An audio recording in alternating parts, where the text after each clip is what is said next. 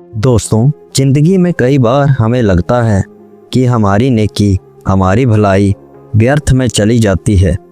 लोग उसका गलत फायदा उठाते हैं, हमें ही धोखा दे देते हैं। लेकिन क्या सच में ऐसा होता है या फिर भगवान की योजना कहीं और ही छुपी होती है? आइए सुनते हैं एक संत की प्रेरणादायक कहानी।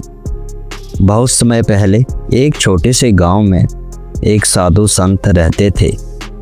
गांव वाले उनसे आशीर्वाद लेने आते, पर उनमें से एक शिष्य हमेशा परेशान रहता था। वह शिष्य संत से बोला, गुरुदेव, मैं सबकी मदद करता हूँ, भूखे को खाना खिलाता हूँ, गरीब की सहायता करता हूँ, लेकिन लोग मेरी नेकी का मजाक उड़ाते हैं, कभी कभी तो धोखा भी दे जाते हैं। क्या मेरी भलाई का कोई अर्थ ही नहीं? संत मुस्कुराए। उन्होंने शिष्य का हाथ पकड़ा और उसे साथ लेकर पास के एक जंगल की ओर चल पड़े। संत ने रास्ते में उसे एक बड़ा पेड़ दिखाया। उस पेड़ की छांव में कई यात्री आराम कर रहे थे, पक्षी बैठे थे और गायें भी ठंडी हवा का आनंद ले रही थी। संत बोले, देखो, यह पेड़ सबको छाया देता है, फल देता है, लेकिन क्या यह किसी से बदले में कुछ मांगता है? नेकी वही है जो बिना स्वार्थ किए जाती है। शिष्य सोच में पड़ गया।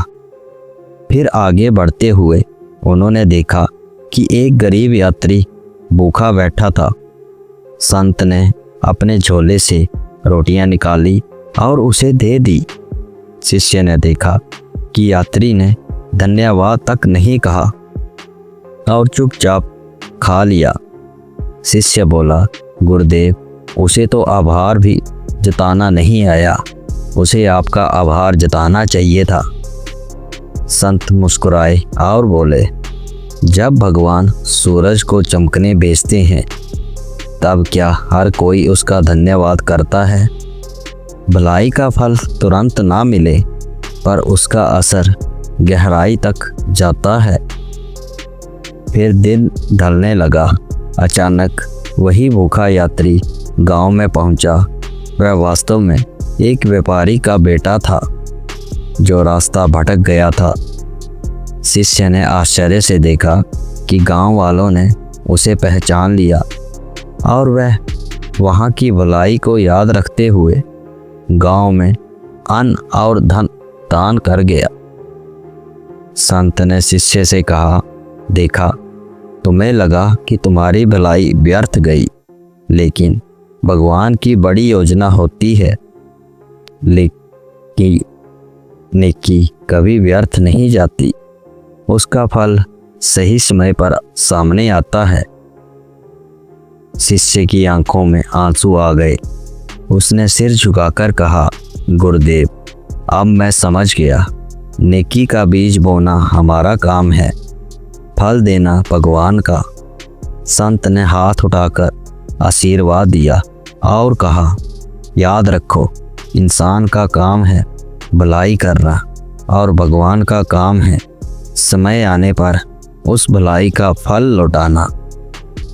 दोस्तों, अगर आपको भी लगता है कि आपकी भलाई का कोई मूल्य नहीं है, तो यह कहानी याद रखिएगा, क्योंकि नेकी कभी व्यर्थ नहीं जाती, बस भगवान सही समय पर उसका उत्तर देते हैं। दोस्तों, जैसा कि हर बार कहानी के अंत में मैं आपसे कहता हूँ, अच्छे कर्म करिए, अपने बूढ़े माँ बाप की सेवा करिए, और ये कहानी अच्छी लगी तो वीडियो को लाइक करें, अपने परिवार दोस्तों के साथ शेयर करें और कमेंट करके ज़रूर बताएं कि कहानी कैसी लगी। और ऐसी ही और कहानियों के लिए इस चैनल को भी सब्सक्राइब करें। आपका समय शुभ रहे।